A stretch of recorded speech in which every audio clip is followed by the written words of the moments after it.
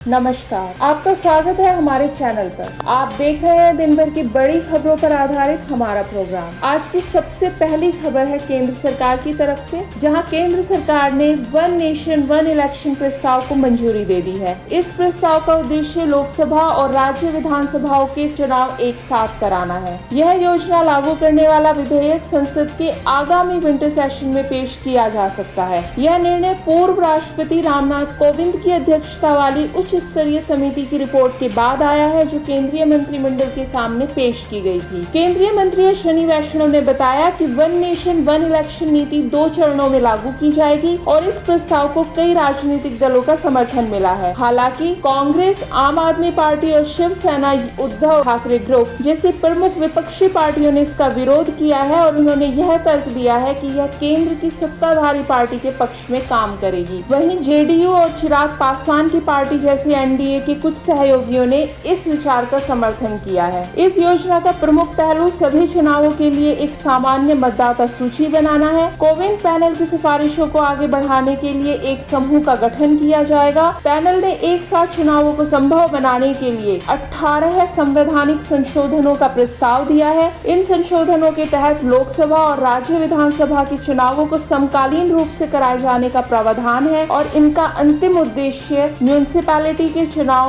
और पंचायत के चुनावों को आम चुनावों के 100 दिनों के भीतर करवाना है। हालांकि इस दूसरे चरण के लिए कम से कम आधे राज्यों के कंफर्मेशन की जरूरत होगी। मोदी सरकार ने वन नेशन वन इलेक्शन को बीजेपी के लोकसभा चुनाव घोषणा पत्र में एक प्रमुख वादे के रूप में शामिल किया था। प्रधानमंत्री नरेंद्र मोदी ने स्वतंत्रता दिवस के अपने भाषण में एक साथ चुनाव की आवश्यकता पर जोर देते हुए कहा था कि लगातार होने वाले चुनाव देश की प्रगति में बाधा डालते हैं। केंद्रीय गृह मंत्री अमित शाह ने भी हाल ही में कहा है कि एनडीए के मौजूदा कार्यकाल के दौरान वन नेशन वन इलेक्शन को लागू किया जाएगा। कांग्रेस अध्यक्ष मल्लिकार्जुन खड़गे ने इस कदम की आलोचना करते हुए इसे भाजपा का एक और जुमला करार दिया है और उन्होंने तर्क दिया है कि लोकतंत्र में यह विचार व्यवहारिक नहीं है। अपनी दूसरी खबर के लिए हम चलते हैं जम्मू और कश्मीर की तरफ, जहां आज विधानसभा चुनावों के पहले चरण की वोटिंग हो रही है। जम्मू और कश्मीर के 2024 विधानसभा चुनावों का पहला चरण, जो आर्टिकल 370 के हटाए जाने के बाद वहां का पहला विधानसभा चुनाव है,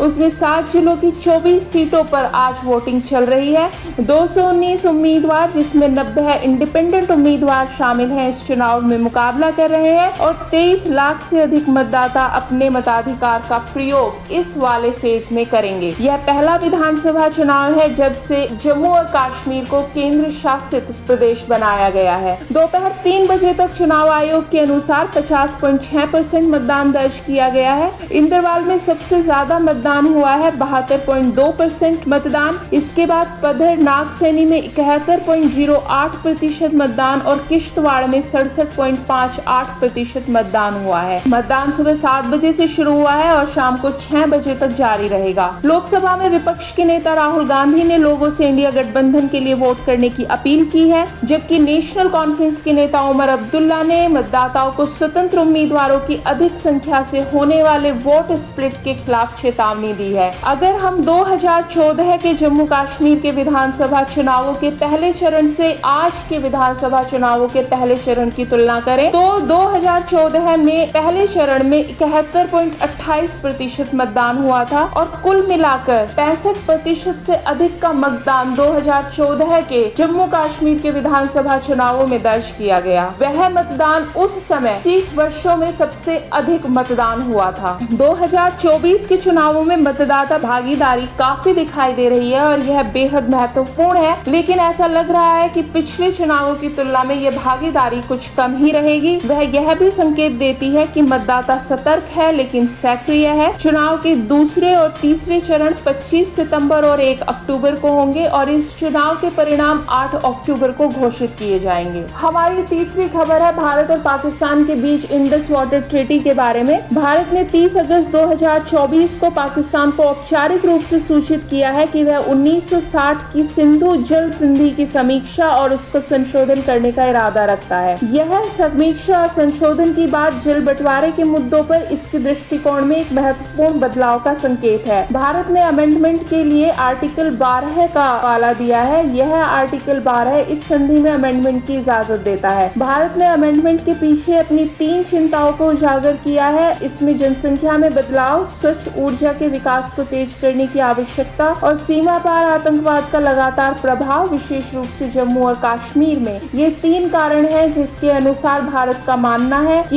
यह जल अधिकार के प्रभावी उपयोगों को बाधित कर रहा है। रतले और किशनगंगा जल विद्युत परियोजना के संबंध में विवाद मुख्य मुद्दों में से एक है, जहां भारत का मानना है कि पाकिस्तान ने विकास के प्रयासों को लगातार बाधित किया है। स्थिति भारत के लिए जटिल हो गई है क्योंकि वर्ल्ड बैंक ने एक ही टाइम में न्यूट्रल एक्सपर्ट सिस्टम और एक मीडिएटर अदालत को सक्रिय करने का निर्णय ले लिया है। इस स्थिति में भारत तर्कहीन हो गया था। सरकार इस संधि के विवाद के निवारण के रूप में संधि में अमेंडमेंट की मांग कर रही है। तो ये थी आज दिन भर की बड़ी खबरें। आपको हमारा यह प्रोग्राम कैसा लगा हमें कमेंट्स में जरूर बताएं। अगर आप चैनल पर नए हैं तो चैनल को सब्सक्राइब करना ना भूलें।